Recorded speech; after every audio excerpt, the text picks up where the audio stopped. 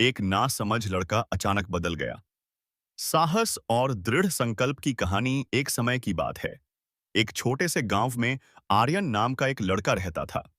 आर्यन बचपन से ही बहुत शरारती और लापरवाह था। उसकी गिनती गांव के उन बच्चों में होती थी जिन्हें कोई भी काम दिया जाए तो वह उसे बिगाड़ ही देते थे। पढ़ाई में उसका मन बिल्कुल नहीं लगता था। खेलकूद में वह अक्सर नियमों को तोड़ देता था और घर के कामों से वह हमेशा कतराता था। गांव के लोग, यहां तक कि उसके अपने माता पिता भी उसे नासमझ कहकर पुकारते थे। उन्हें लगता था कि आर्यन कभी कुछ नहीं कर पाएगा। उसका भविष्य अंधकारमय है। आर्यन पर इन बातों का कोई खास असर नहीं होता था। वह अपनी ही दुनिया में मस्त रहता था। उसे लगता था कि जीवन बस मौज मस्ती का नाम है। स्कूल में शिक्षक उसे डांटते, माता पिता समझाते, पर आर्यन पर कोई फर्क नहीं पड़ता था। उसका सबसे बड़ा सपना था गांव से दूर जाना, एक बड़ा शहर देखना और बिना किसी रोक टोक के अपनी जिंदगी जीना। लेकिन इस सपने को पूरा करने के लिए जो मेहनत और लगन चाहिए थी, वह आर्यन में कोसों दूर थी। एक दिन गांव में एक नया शिक्षक आए, जिनका नाम था श्री वर्मा। श्री वर्मा बहुत ही शांत स्वभाव के और समझदार व्यक्ति थे। उन्होंने देखा कि गांव के बच्चे आर्यन को चिढ़ाते हैं और उसे हर काम में नीचा दिखाते हैं। श्री वर्मा को आर्यन में कुछ अलग नजर आया। उन्हें लगा कि इस लड़के के अंदर एक चिंगारी है, जिसे बस सही दिशा देने की जरूरत है। श्री वर्मा ने आर्यन पर विशेष ध्यान देना शुरू किया। वह उसे अलग से पढ़ाते, उसकी समस्याओं को समझते और उसे प्रोत्साहित करते। शुरुआत में आर्यन ने कोई दिलचस्पी नहीं दिखाई। वह अभी भी अपनी पुरानी आदतों में डूबा हुआ था। लेकिन श्री वर्मा ने हार नहीं मानी। वह रोज आर्यन से बात करते, उसे जीवन के महत्व समझाते और उसे विश्वास दिलाते कि वह कुछ भी कर सकता है। एक दिन स्कूल में एक वार्षिक विज्ञान प्रदर्शनी की घोषणा हुई। सभी बच्चों को अपनी अपनी परियोजनाएं बनानी थीं। आर्यन हमेशा की तरह उदासीन था।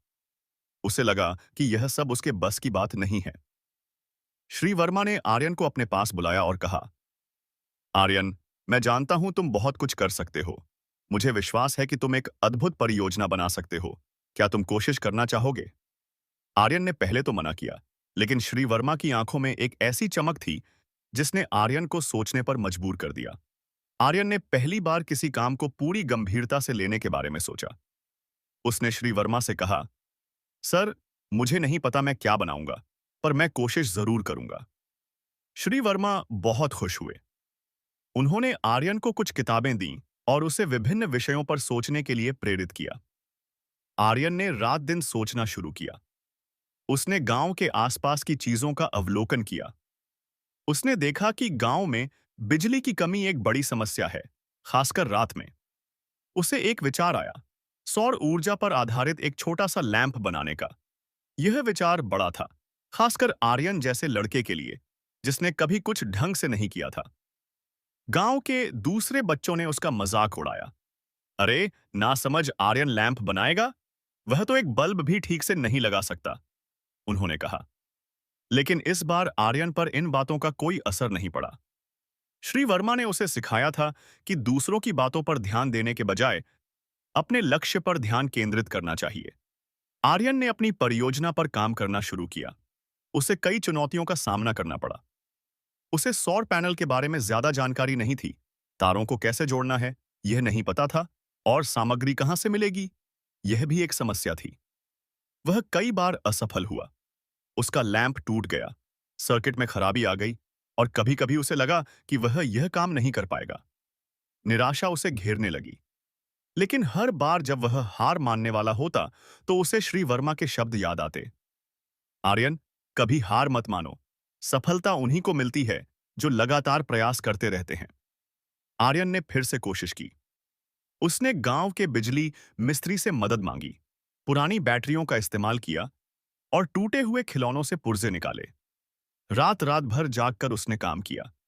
उसके हाथों में छाले पड़ गए और उसकी आंखें नींद से लाल रहती थीं, लेकिन उसके चेहरे पर एक दृढ़ संकल्प की चमक थी। प्रदर्शनी का दिन आया। सभी बच्चे अपनी अपनी शानदार परियोजनाएं लेकर आए थे। जब आर्यन अपनी मेज पर पहुंचा, तो उसने एक छोटे से सौर लैंप का मॉडल रखा हुआ था। यह देखने में बहुत साधारण था, लेकिन इसमें आर्यन का पूरा संघर्ष और लगन दिखाई दे रही थी। जब उसने बटन दबाया तो लैंप जगमगा उठा। पूरा हॉल तालियों की गड़गड़ाहट से गूंज उठा। श्री वर्मा की आंखें गर्व से नम थीं। गांव के लोगों को विश्वास नहीं हो रहा था कि यह वही नासमझ आर्यन है। आर्यन ने अपनी परियोजना के बारे में विस्तार से बताया कि कैसे उसने सौर ऊर्जा का उपयोग करके रात में रोशनी की समस्या को हल करने की कोशिश की। आर्यन ने प्रदर्शनी में पहला स्थान जीता।